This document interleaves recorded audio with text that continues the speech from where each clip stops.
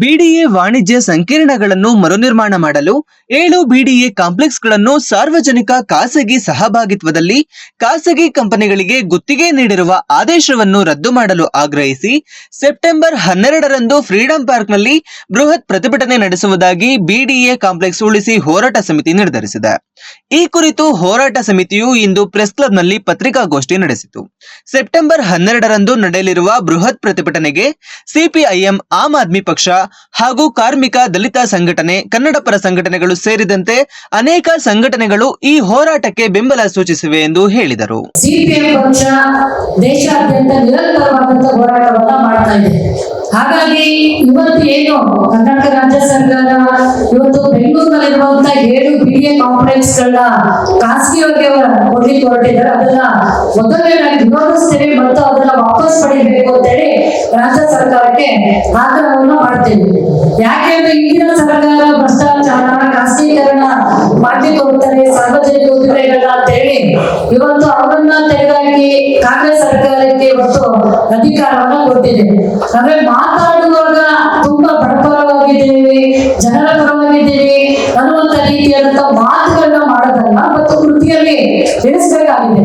ಯಾಕಂದ್ರೆ ಇವತ್ತು BDA complex ಗಳನ್ನು 20,000 ಕೋಟಿ ರೂಪಾಯಿ ಬೆಲೆ ಬಾಳುವಂತಹ ವಸ್ತುವನ್ನ ಇವತ್ತು ತಗೊಂಡೋಗಿ ಖಾಸಗಿಯವರಿಗೆ ಕೊಡೋದು, ಖಾಸಗಿಯವರು ಉದ್ಧಾರ ಮಾಡ್ಲಿಕ್ಕೆ 70% ಕೊಟ್ಟು ರಾಜ್ಯ ಸರ್ಕಾರ 30% ಅಂತ ಹೇಳಿ ಇವತ್ತು ಹೇಳ್ತಾರೆ ಬೇರೆ ಬೇರೆ ಇಲಾಖೆಗಳಿಗೆ ಸಂಬಳ ಕೊಡ್ಲಿಕ್ಕೆ ಸಾಕಾಗಲ್ಲ ನಮ್ಗೆ, ಹಾಗಾಗಿ ಕುಡಿಯೋ ನೀರಿನ ದರ ಏರಿಸ್ತೀವಿ, ಇನ್ನೊಂದು ಮಾಡ್ತೀವಿ ಅಂತ ಹೇಳಿ.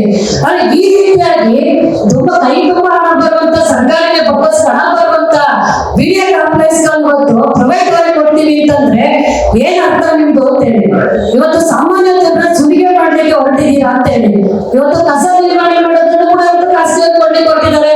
ಅಂದ್ರೆ ಸಾಮಾನ್ಯ ಜನರು ಬಳಸುವಂತ ಇದನ್ನ ಇವತ್ತು ಖಾಸಗಿಯವರಿಗೆ ಕೊಡ್ಲಿಕ್ಕೆ ಹೊರಟಿರೋದು ಅಂತಂದ್ರೆ ಇವತ್ತು ಜನವಿರೋಧಿಯಾದಂತ ನೀರುಗಳನ್ನ ಇವತ್ತು ತಗೊಳ್ತಾ ಇರೋದನ್ನ ಇವತ್ತು ಸಿಪಿಐ ಪಕ್ಷ ಬಲವಾಗಿ ಖಂಡಿಸ್ತದೆ ಸರ್ಕಾರದನ್ನ. ಹಾಗಾಗಿ ಇವತ್ತು ಬಿಡಿಎ ಪಕ್ಷ ಏನು ಬಿಡಿಎ ಕಾಂಪ್ಲೆಕ್ಸ್ ಗಳಿದ್ದಾರೆ ಅದನ್ನ ಮತ್ತೆ ಸರ್ಕಾರವೇ ಅದನ್ನ ನಿರ್ವಹಿಸಲಿಕ್ಕೆ ಸಾಧ್ಯ ಆಗಬೇಕು. ಅಲ್ಲಿರ್ತಕ್ಕಂಥವ್ರಿಗೆ ಕರೆಕ್ಟ್ ಆದಂತ ರೀತಿಯಲ್ಲಿ ಇವತ್ತು ಬಾಡಿಗೆ ದರಗಳನ್ನ ನಿಗದಿ ಮಾಡಿ ಅದು ಇರ್ಲಿಕ್ಕೆ ವ್ಯವಸ್ಥೆ ಮಾಡಿ ಕೊಟ್ಟಿದ್ದೆ ಆದ್ರೆ ಸರ್ಕಾರಕ್ಕೆ ಹಣ ಬರ್ತದೆ. ಅದು ಖಾಸಗಿಯವರಿಗೆ ಕೊಡೋದು ಅಂತಂದಾಗ ಅದೇ ಈಗ ಸರ್ಕಾರದಲ್ಲಿ ಇರ್ತಕ್ಕಂಥ ಜನಪ್ರತಿನಿಧಿಗಳ ಪಾಲುದಾರಿಕೆಗೆ ಅದನ್ನು ನಿರೋಧಿಸಿದ್ದಾರೆ. ಇವತ್ತು ಅಷ್ಟು ತುಂಬಾ ಇಂಟ್ರೆಸ್ಟ್ ಆಗಿ ಆಸಕ್ತಿಯಿಂದ ಅದನ್ನ ನಿರ್ವಹಿಸಿದ್ದಾರೆ. ಹಾಗಾಗಿ ಇವತ್ತು ಇದೇ ತರ ಮುಂದುವರೆದ್ರೆ ಹಿಂದಿನ ಸರ್ಕಾರದ ಗತಿಯಲ್ಲಿ ನಿಮಗೂ ಕೂಡ ಜನ ತೋರಿಸ್ಬೇಕಂತ ಎಚ್ಚರಿಕೆಯನ್ನು ಕೂಡ ಸಿಪಿಐ ಪಕ್ಷ ಕೊಡ್ತಾರೆ. 12ನೇ ತಾರೀಕು ನಡೆಯುವಂತ ಬಿಡಿಎ ಕಾಂಪ್ಲೆಕ್ಸ್ ಗಳ ನಡುವೆ ಭಾವನಾತ್ಮಕ ಸಂಬಂಧಗಳು ಇಟ್ಕೊಂಡಿರುವಂತ ಇದನ್ನ ಇವತ್ತು ಬೇರ್ಪಡಿಸುವಂತ ಕೆಲಸನ ಏನ್ ರಾಜ್ಯ ಸರ್ಕಾರ ಮಾಡ್ತಾ ಇದೆ ಅದನ್ನ ಕೂಡಲೇ ಕೈ ಬಿಡಬೇಕು ಅಂತ ಹೇಳಿ 12ನೇ ತಾರೀಕು ನಡೆಯುವಂತ ಮಹಾಧರಣಿಯಲ್ಲಿ ಎಲ್ಲರೂ ಕೂಡ ಜನತೆ ಪಾಲ್ಗೊಳ್ಳಬೇಕು.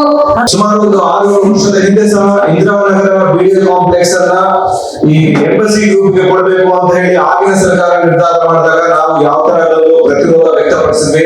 ಅಲ್ಲಿರುವ ಒಂದು ಸ್ಥಳೀಯ ಸಂಘಟನೆಗಳು, ಅಲ್ಲಿರುವ ಆಡಳಿತ ಅವ್ರ ಜೊತೆ ಸೇರ್ಕೊಂಡು ಒಂದು ಹೋರಾಟ ಮಾಡಿದ್ವಿ.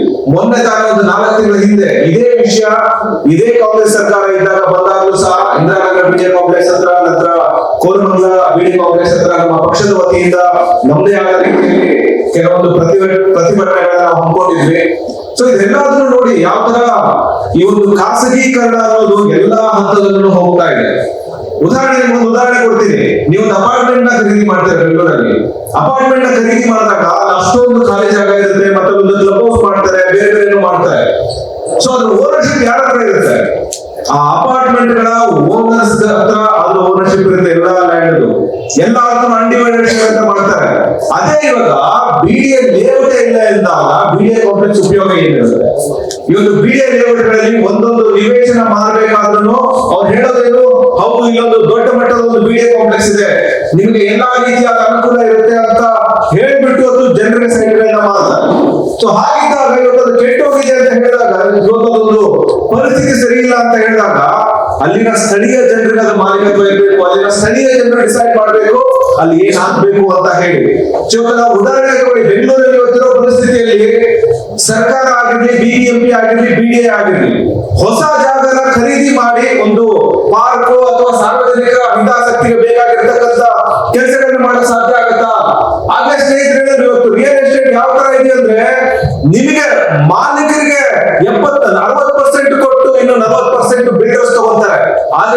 ಎಂತ ಪರಿಸ್ಥಿತಿ ಇದೆ ಅಂತ ಹೇಳಿ.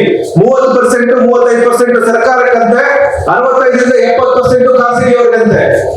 ಇದು ಎಷ್ಟು ದೊಡ್ಡ ಫೇಲ್ಯೂರ್ ಅನ್ನೋದಕ್ಕೆ ಗರುಡ ಮಾಲ್ನ ಉದಾಹರಣೆ ತಗೊಳ್ಳಿ. ಇದೇ ಗರುಡ ಮಾಲ್ನ PPP ಮಾಡೆಲ್ ಅಲ್ಲಿ ಬಿಲ್ಡ್ ಮಾಡ್ತೀವಿ ಅಂತ ಹೇಳಿ BBMP ಹತ್ರ ಲ್ಯಾಂಡ್ ಅನ್ನ ತಗೊಂಡ್ರು.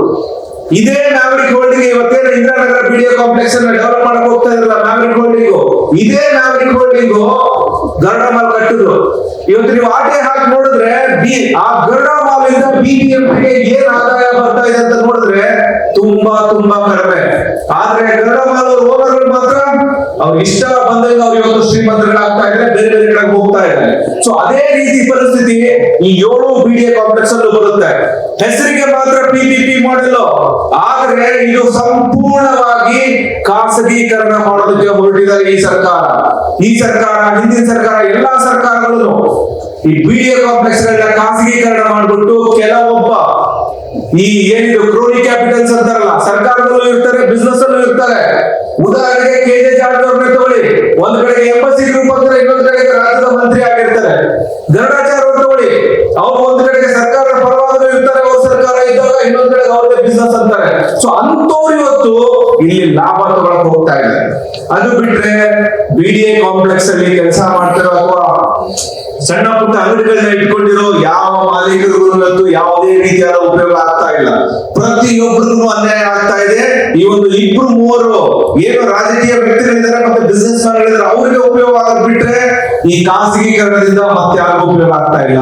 ಸೊ ಅದೇ ನಿಟ್ಟಿನಲ್ಲಿ ಈ ಮಾಧ್ಯಮ ಮಿತ್ರರ ಒಂದು ವೇದಿಕೆಯಿಂದ ಇಡೀ ಬೆಂಗಳೂರಿಗೆ ನಾವು ಒಂದು ಕರೆ ಕೊಡ್ತಾ ಇದೀವಿ. ದಯವಿಟ್ಟು ಈ ಒಂದು ಹೋರಾಟದಲ್ಲಿ ಭಾಗಿಯಾಗಿ. ಮುಂದಿನ ದಿನಗಳಲ್ಲಿ ಯಾವ ಹೊಸ BDA ಕಾಂಪ್ಲೆಕ್ಸ್ ಗಳನ್ನು ಕಟ್ತಾ ಇಲ್ಲ, ಆದ್ರೆ ಇರೋ BDA ಕಾಂಪ್ಲೆಕ್ಸ್ ಗಳನ್ನ ಉಳಿಸ್ಕೊಂಡು ಆ ಜಾಗನ ಖಾಸಗೀಕರಣ ಮಾಡಬಹುದು. ಎಲ್ಲಾದ್ರೂ ಹೋರಾಟ ಮಾಡಿದ್ರೆ ಪೊಲೀಸ್ ಅವ್ರನ್ನ ಬಿಟ್ಟು ಅಧಿಕೃತ ಕೆಲಸ ಮಾಡ್ತಾರೆ.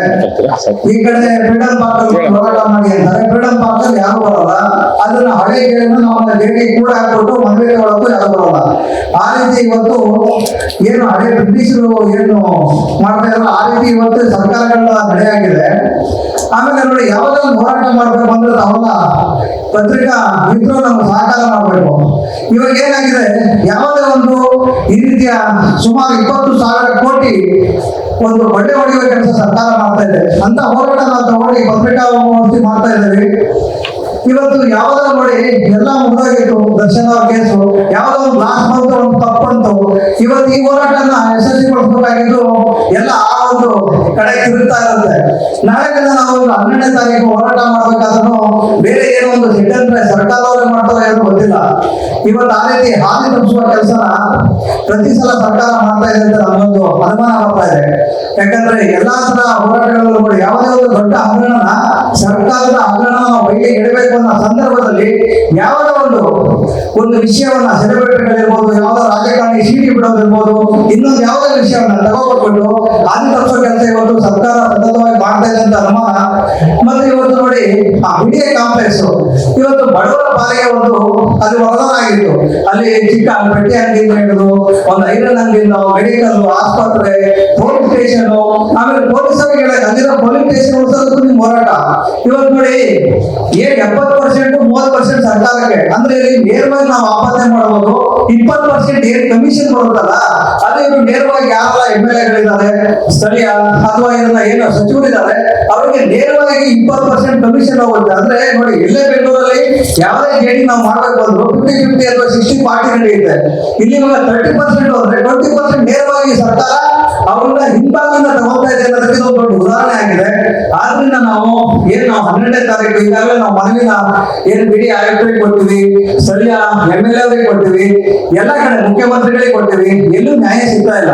ಆದ್ರಿಂದ ನಾವು ಬೀದಿ ಹೋರಾಟ ಒಂದೇ ನಮ್ಗೆ ಗತಿ ಇರೋದ್ರಿಂದ ನಾವೇನು 12ನೇ ತಾರೀಕು ಈ ಒಂದು ದೊಡ್ಡ ಮಟ್ಟದ ಹೋರಾಟವನ್ನ ನಮ್ಮ ಸಂತೋಷ್ ಹೆಗಡೆ ಅವರ ಮುಖಾಂತರ ಮತ್ತೆ ಎಲ್ಲ ನಾಗೇಶ್ ಅವರು ನಮ್ಮಣ್ಣವರು ಎಲ್ಲರ ಮುಖಾಂತರ ಹೋರಾಟವನ್ನು ಹಾಕೊಂಡಿದ್ದೇವೆ. ಆ ಹೋರಾಟಕ್ಕೆ ಕರ್ನಾಟಕ ರಕ್ಷಣಾ ವೇದಿಕೆ ಗಜಸೇನೆ ಸಂಪೂರ್ಣ ಬೆಂಬಲ ಇತ್ತು. ಮತ್ತೆ ಈ ಮುಖಾಂತರ ನಮ್ಮೆಲ್ಲ ಕಾರ್ಯಕರ್ತರು ಬರಬೇಕು. ಸುಮಾರು 10,000 ಜನ ಸೇರಿಸಿ ಹೋರಾಟ ಮಾಡ್ತೇವೆ. ಆ ಹೋರಾಟ ಕೊನೆಯಲ್ಲ, ಆರಂಭ.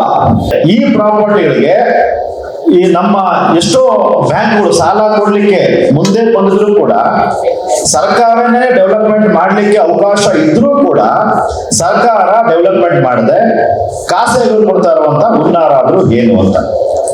ಮತ್ತೆ ಬಹಳ ಮುಖ್ಯವಾಗಿ HSR-BDA ಕಾಂಪ್ಲೆಕ್ಸ್ ಸುಮಾರು 3 ವರ್ಷಗಳಿಂದ, ಬಹಳಷ್ಟು ವರ್ಷಗಳಿಂದ ಇದ್ದೇ ಇಲ್ಲ ಏನಲ್ಲ, 3 ವರ್ಷಗಳಿಂದ 5 ಕೋಟಿ ರೂಪಾಯಿ ವೆಚ್ಚದಲ್ಲಿ ನವೀಕರಣ ಮಾಡಿ ಇನ್ನೂ ಅದನ್ನ ಫುಲ್ಫಿಲ್ಲೇ ಆಗಲಿಲ್ಲ. ಬಾಡಿಗೆಗಳಿಗೆ ಕೊಡ್ದಂಗೆ ಇವತ್ತು ಅದನ್ನ ಬಿಡಿಸಕೊಟ್ಟಿರೋ ಇಲ್ಲೇ ಇರುವಂತ ಹುನ್ನಾರಾದ್ರು ಏನು.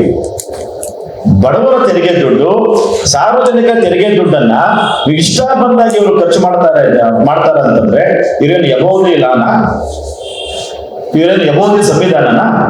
ಇವ್ರಿಗೇನು ಕೇಳಲಿಕ್ಕೆ ಯಾರು ಇಲ್ವಾ? ಬಡವರ ಪರ ಅಂತ ಮಾನ್ಯ DCM ಅವ್ರು ಹೇಳ್ತಾರೆ. ಇದೇನೇ ನಿಮ್ಮ ಅಭಿವೃದ್ಧಿ?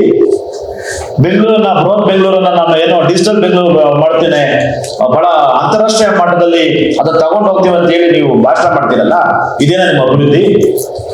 ಇದರಲ್ಲಿ ಈ ಸರ್ಕಾರದ ಅನೇಕ ಮಂತ್ರಿಗಳ ಪಾಲುದಾರಿಕೆ ಇದೆ. ಇವತ್ತು ಇದನ್ನ ನಾವು ಪ್ರಶ್ನೆ ಮಾಡ್ತಾ ಇರೋದು ಮುಂದಿನ ನಮ್ಮ ಪೀಳಿಗೆಗೆ, ಮುಂದಿನ ನಮ್ಮ ಮಕ್ಕಳ ಭವಿಷ್ಯಕ್ಕೆ ನಾವು ಅದು ಉಳಿಸ್ಬೇಕಲ್ವಾ? ನಮ್ಮ ಹಿಂದೆ ಇದ್ದಂತ BDA ಕಾಂಪ್ಲೆಕ್ಸ್ ಮಾಡಿದಂತವ್ರು ಮುಂದಿನ ಪೀಳಿಗೆಗೆ ಬೇಕು ಅಂತೇಳಿ ಅಲ್ಲಿ BDA ಕಾಂಪ್ಲೆಕ್ಸ್ ಅಲ್ಲಿ ಏನಿದೆ, ಸಾರ್ವಜನಿಕರಿಗೆ ಬೇಕಾಗಿರುವಂತ ಅವಶ್ಯಕತೆ ಇರುವಂತ ಮಳಿಗೆಗಳಿಗೆ ಅವಕಾಶ ಕೊಟ್ಟಿದ್ದಾರೆ. ಅಲ್ಲಿ ಏನು ಒಂದು ಪೊಲೀಸ್ ಸ್ಟೇಷನ್ ಇದೆ, ಅಲ್ಲಿ ಕೆಲವೊಂದು BBMP ಆಫೀಸ್ ಇದಾವೆ, ಹಾಸ್ಪಿಟಲ್ ಇದೆ, ಕೆಲವೊಂದು ಸ್ಟೇಷನರಿ ಶಾಪ್ಸ್ ಇದಾವೆ. ಈ ತರ ಸಾರ್ವಜನಿಕರಿಗೆ ಏನ್ ಬೇಕು ಅದು ಆ ತರದ ಇರುವಂತದನ್ನ ಇವರು ಏಕಾಏಕಿ ಬಹು ಅಂತಸ್ತುಗಳ ಕಟ್ಟಡವನ್ನ ಕಟ್ಟಿದ್ದೆ ಆದ್ರೆ ಅಲ್ಲಿ ಬಡವರಿಗೆ ಪ್ರವೇಶ ಇರೋದಿಲ್ಲ. ನಮ್ಮದೇ ಜಾಗದಲ್ಲಿ ನಾವು ನಾಳೆ ಬೆಳಿಗ್ಗೆ ದುಡ್ಡನ್ನ ಕೊಟ್ಟು ಒಳಗಡೆ ಎಂಟ್ರಿ ತಗೋಬೇಕಾಗುತ್ತೆ.